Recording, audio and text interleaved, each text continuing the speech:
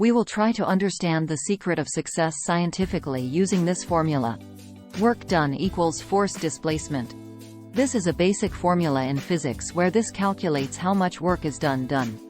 While this formula may seem like a straightforward mathematical equation, its applications can reveal profound insights into the journey towards success, even if it's physical work or mental work. Firstly, let's consider the concept of displacement in the context of the three states of matter: solids, liquids, and gases. When a force is applied to a solid, it results in a certain displacement. Similarly, applying the same force to a liquid yields a slightly greater displacement, and even more displacement is observed in gases. This observation highlights a fundamental principle. As matter becomes finer and more subtle, the potential for displacement increases. Here we wonder, thinking that this applies only for the physical workers, as how much physically they gain in return as success, but what about the smart workers whose main caliber is in utilizing their mind? Even this is applicable for the smart workers too. Surprising, right? Firstly, we will try to understand why this could be applied for the mental work too. With our physical brain, we are able to comprehend mind or manasu, right? In everyday world we talk like, today I'm low, or my mind is disturbed, or I'm happy. These all represents our state of mind or manasu, which means our brain is able to comprehend this, which we can't see it but we can feel it. So now we are sure that even that's a physical entity, but subtle even compared to gaseous state. So we could apply this physical science's formula for this too. Now, let's implement this to our mind, specifically the subtle body or manasu. Can we quantify the displacement when the same amount of force is applied to this subtle entity? It's challenging because, in its subtlety, the mind's work done cannot be easily graphed or measured.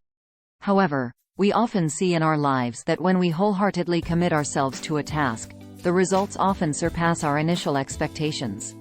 Now let's get into the matter, the secret of success.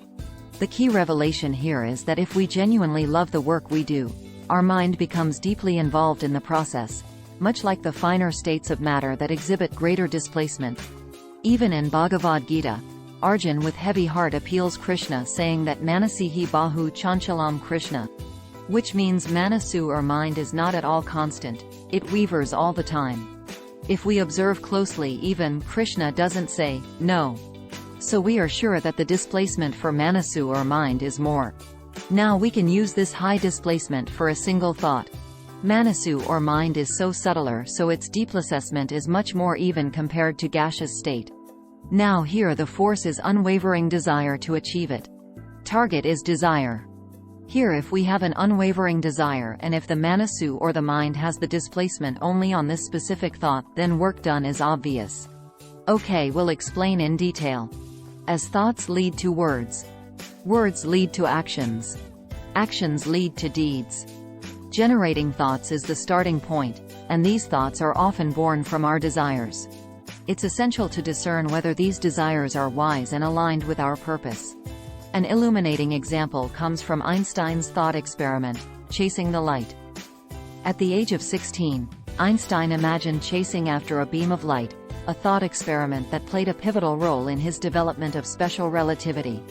This experiment demonstrates that profound insights can emerge from the simple act of contemplating and chasing after ideas. Now we have to decide on which thought we have to act up on. Our mind has a desire and generates a thought. First and foremost, we need to analyze if this is a positive thought or a negative thought. Positive thought is nothing but simply it's a free-flowing thought. That is, if our mind generates this thought, and if the mind doesn't create any other thoughts to oppose this thought, then it's a free-flow thought or a positive thought. Negative thought is if a desire is created, and based on that if a thought is generated. But if this thought has been opposed by some other thoughts which are again generated by our mind, or so, this thought isn't free-flowing. So it's been opposed by some other thoughts. So this could be considered as a negative thought.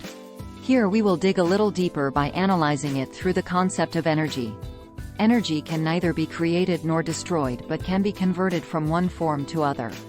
Here if the mind generates a positive thought, then here the displacement of the manasu or mind is mostly on this particular thought with the force of unwavering determination. So all these energies are not been obstructed by any other thoughts. Here all these energies will be converted and so will be returned to us in the form of success.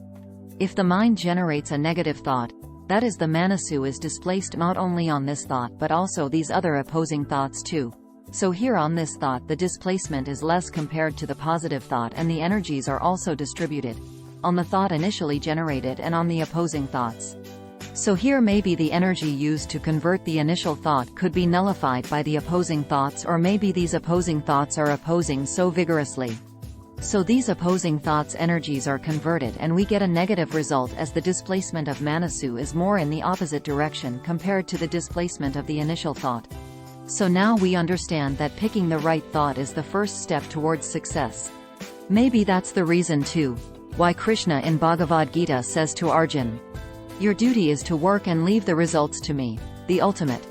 Here if we can understand this as, we have to work on a thought, and if we think about the results, the mind would be worried and could generate the thoughts like, can we achieve it?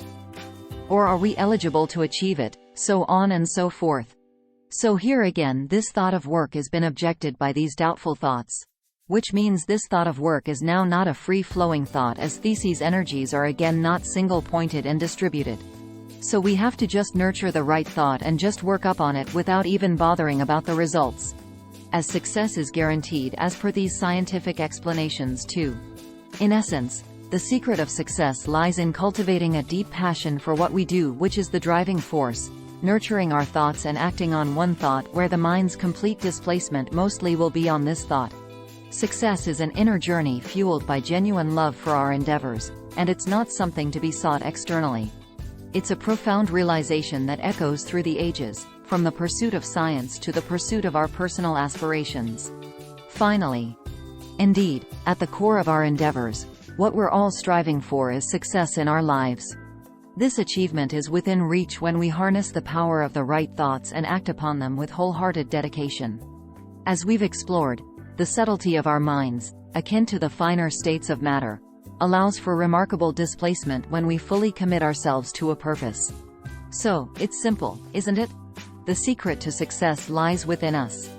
The path is illuminated by our passions, guided by our thoughts, and fueled by our unwavering commitment. The time to act is now.